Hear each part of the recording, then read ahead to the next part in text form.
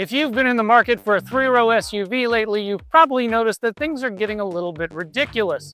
You can spend $60,000, $70,000, $80,000 and still end up with something that kind of feels like a lifted minivan with a bunch of fake-looking trim and no real performance chops to discuss. Then there's this, the 2026 Jeep Grand Cherokee. And frankly, this might be what Jeep was dreaming up decades ago when it initially launched the Grand Cherokee. This sure feels like its final form.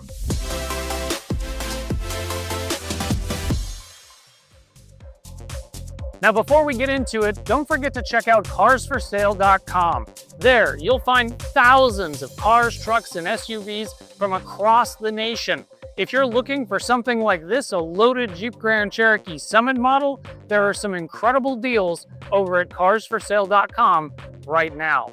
And while you're here, don't forget to subscribe so you can see our future videos, hit the notification bell, give us a like, and comment down below for us. If you had $70,000, would you spend it on a Jeep like this or another SUV, and why? Now, to kick things off, let's talk about styling, because from the front end, this is very obviously a Jeep.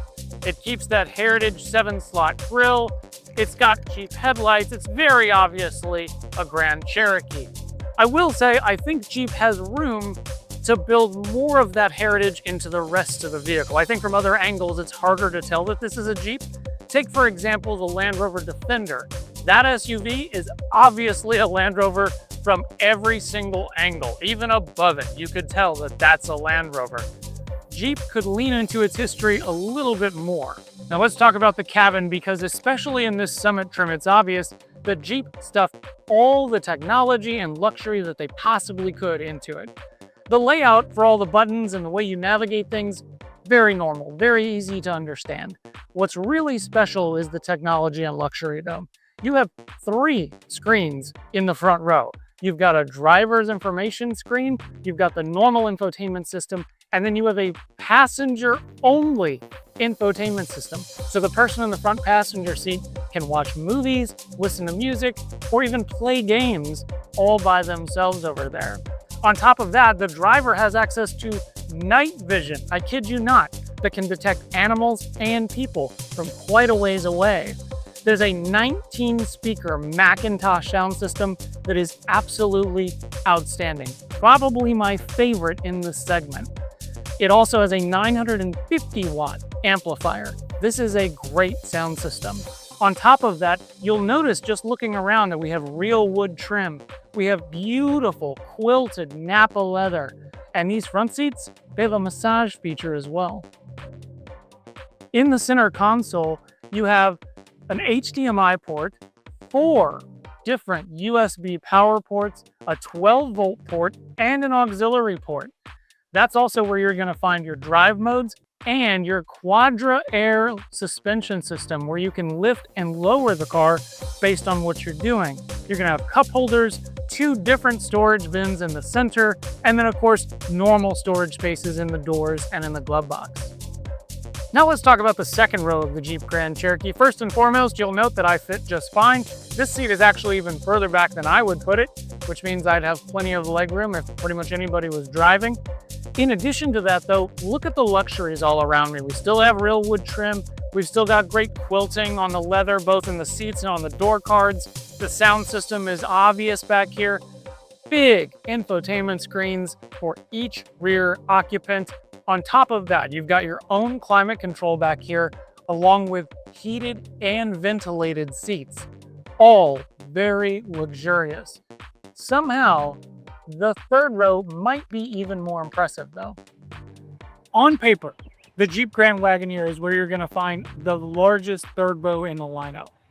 Not hard to see why, the thing is basically the same size as a barge. In reality, for some reason, this feels more spacious to me.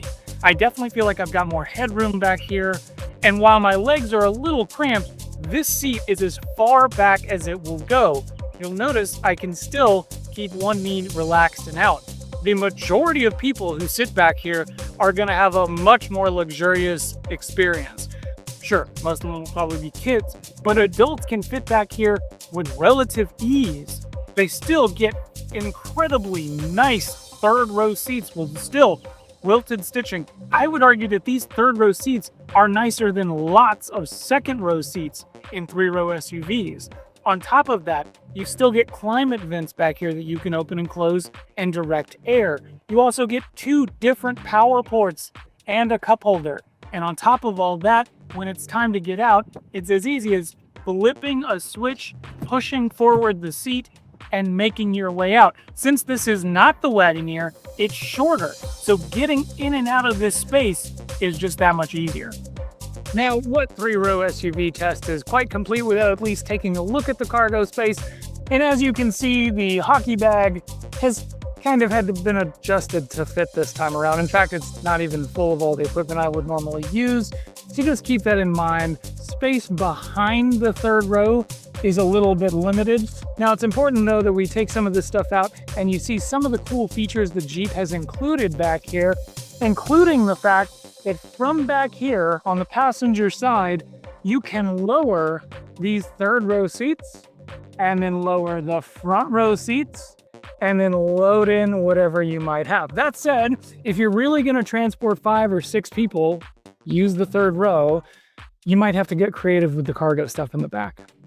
Under the hood of the 2026 Jeep Grand Cherokee, most buyers will find a 2-liter turbocharged 4-cylinder engine that makes 324 horsepower and 332 pound-feet of torque. On paper, that sounds really good. In the real world, it might feel a little strange. Initial throttle tip-in makes the car feel kind of laggy, a little bit slow initially. You really have to stab the throttle to get it to move. Once it's moving though, it feels great. It feels totally powerful, commanding, and very smooth. That applies too to the 8-speed automatic transmission that we have here, which is unobtrusive. It kind of fades into the background. You really don't think about it very much once you're driving, and that's pretty much exactly what you want. Jeep also includes several drive modes. Probably most important to most buyers is Sport mode. Sport mode totally remaps the throttle and makes it feel a lot more responsive. In fact, in some scenarios, I think it might be a little too responsive. Probably the perfect zone, the Goldilocks zone is probably between normal and Sport mode. That having been said, the rest of the Jeep Grand Cherokee driving experience is really positive. The steering is nicely weighted. The chassis is very composed. I remember driving one of these just a few years ago and thinking for the very first time that Jeep has figured out how to make a car drive on the road really nicely. And that's not just because I'm enjoying the massaging seats. The real party trick of this SUV is not just how well it drives on the road though. It's the fact that it can still go off-road. So what have we learned this week on the reality check? Well, the 2026 Jeep Grand Cherokee is really what Jeep probably was dreaming up in a fever dream decades ago. This feels like an incredible final form. It is a seriously capable off-road machine, and at the same time, it's an incredibly luxurious family hauler. And let us know in the comments, would you buy the Grand Cherokee L, or would you buy something else for the money? We'll see you next time.